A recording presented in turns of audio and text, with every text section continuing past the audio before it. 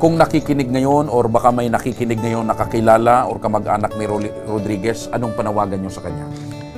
Huwag na nilang hintayin na mamatay yung bata, saka lang sila pupunta. Kasi po, dapat kung talagang itinuturing nilang anak, hindi nila pinabayaan kasi may sakit yun. Kasi siya yung tatay. Kahit pa nagpamilya silang dalawa, dapat hindi nila pinabayaan talaga. Kasama natin ngayon si Lola Delia Abunda at Cheryl Sanado, ang tiyahin ni John Kirby, ang 17 taong gulang na dumaranas ng sakit na tuberculosis, meningitis, na isang uri ng sakit na apektado ang utak. Kumusta po ngayon ang kalagayan ni Kirby? Bali po, nakahiga na lang siya, sir. Hindi na po siya nakakaupo. Hindi na rin nakakarinig. Tapos hindi na rin nakakapagsalita. Okay. Mula ba nung ipanganganak siya, ganito na yung sakit niya o ngayong malaki na siya, saka lang nagkaroon ng sakit? Na-diagnose po siya, 4 years old po. 4 years old na. Apo. Okay. So, itong sakit niyang ito, nasuri ng doktor at nalaman ng doktor nung 4 na taong gulang na siya. Opo. Ulitin ko lang, ilang taong gulang na siya ngayon? 17 na po. 17 na, medyo matagal-tagal na, no? Nasaan po itong mga magulang ni Kirby at kayo yung nag-aasikaso? Ano po, naiwan po sa kanya, sa lola. Tapos sa amin ng mga tita, Nasaan 4 na anak. Bakit nasaan yung tatay sa kananay? May mga pamilya na po sila. Nagkanya-kanya. Apo. Naghiwalay. Opo. So, yung tatay, nag-asawa na ng iba, may pamilya na. Yung Yung nanay nanay naman, may asawa na rin. sino yung anak nyo na, Lola? Yung babae, yung nanay. Oo. Ayun ang anak ninyo. Opo. Paano yung pag-iwan sa inyo? Basta lang, Nay, bahala ka na. Medyo magpapamilya ako ng iba. Wala. Tinatawagan pa ba siya? Binibisita pa ba siya? Tinitingnan pa ba siya? Pambira man. Pambira Nasa lang. malayong lugar ho Oo. ba? Nandyan man lang sa Legazpi. Yung Nung- panganay po, kambal. So, 4 sila. Asan ho itong ibang kapatid? Nandun po sa amin lahat. Yung panganay po, 22. Tapos yung pangalawa, 18. Tapos yan si Kirby po, 17. Nag-aaral po lahat. So, kung nag-aaral pa, paano nyo natutustusan? Kasi nasa iyo lahat yung 4 mong apo. Sila mga kuyan, yung anak ko, yung tumutulong. Nagtutulong-tulong. Oo, sila. Tapos yung mga tiyahin. Opo. O, tapos Marami ho ba kayong anak lola? 4 man lang. so Puro may tumutulong. asawa na. Kailan pa huling bumisita yung nanay nila at yung tatay nila sa inyo? Yung nanay. Yung tatay malayong-malayo na. Nandyan man lang. Nandyan lang. Sa, Manito. Pinabayaan ng tuluyan. di nila magbibigay ba ngayon kung anong, yan mga pagkain. Financial, wala. Mm. Yan na isang college niya, yun tinutulungan niya. Nagbibigay siya ng kuyan, pang tuition. Anong Yun lang trabaho isa. ng tatay? Di ko nga alam kung ano, basta pinapupunta lang doon kuyan.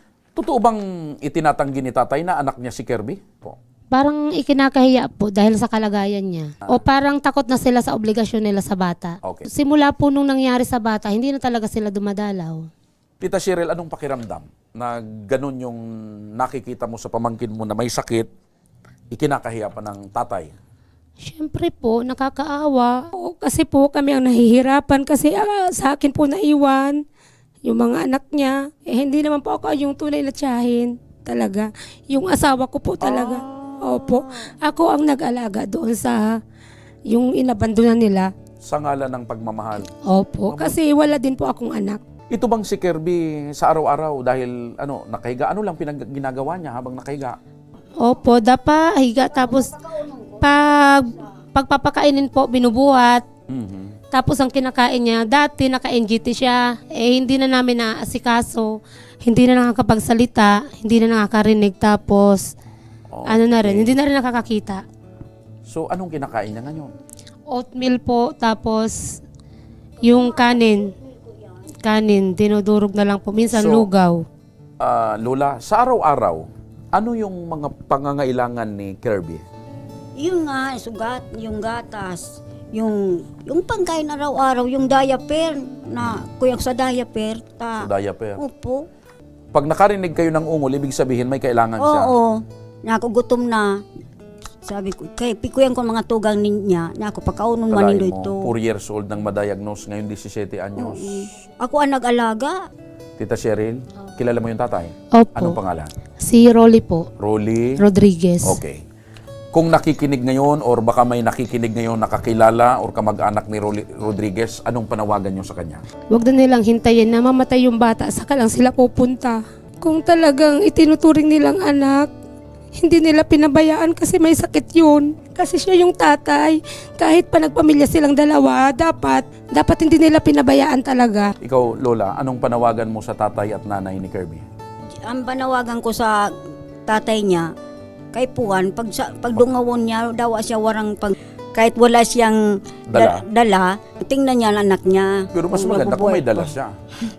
Kung yung ano, Napakabigat po talaga pala ng pinagdadaanan ni Kirby at yung kanya pang 3 pang kapatid na nasa inyo rin. Pero yung 3 kapatid niya, normal.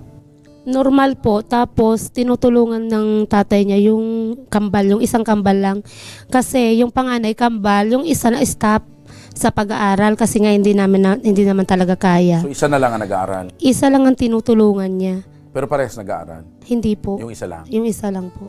Nagbibigay siya ng pang-tuition, tapos pag hindi naman sapat, dadagdagan naman talaga namin yun. Tapos, pero po sa financial po, sa mga pang-araw-araw talaga, pagkain, wala talagang ibinibigay sila. Okay. Dahil po dyan, Lola Delia at Cheryl, mula sa aming programa, tanggapin nyo po itong paunang grocery para sa inyong pamilya. Dadalhin nyo po yan pag uwi nyo. At may team po kami na ipadadala sa inyo para iabot ng personal kay Kirby ang higaan na kanyang magagamit. Ganon din ay ang iba niya pang pangangailangan tulad ng gatas at diaper. So ito po ay pauna pa lamang. Okay. May pupunta po kami na team ng Tabang Ora mismo para po doon sa iba pang kahilingan nyo na diaper at gatas. Ano po? Opo, sir.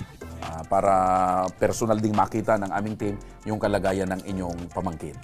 Nagpapasalamat po kami sa Ako Bicol, sa Tabang Ora mismo po na natulungan kaagad-agad kami sa pangangailangan ni Kirby po.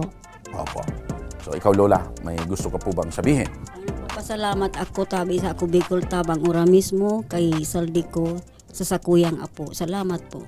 Opo.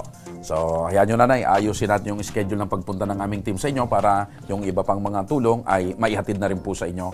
Gaya po ng kagustuhan ni Congressman Saldi ko na ang tulong ay maihatid ora mismo.